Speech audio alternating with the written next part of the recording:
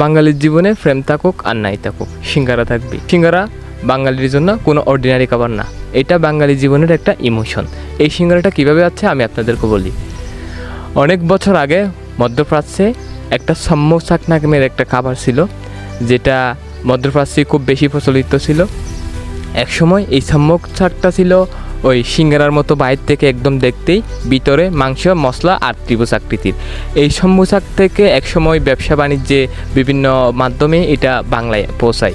বাংলায় পৌঁছানোর পরে এটা বাংলায় তখন আলু উৎপাদন হইতো না।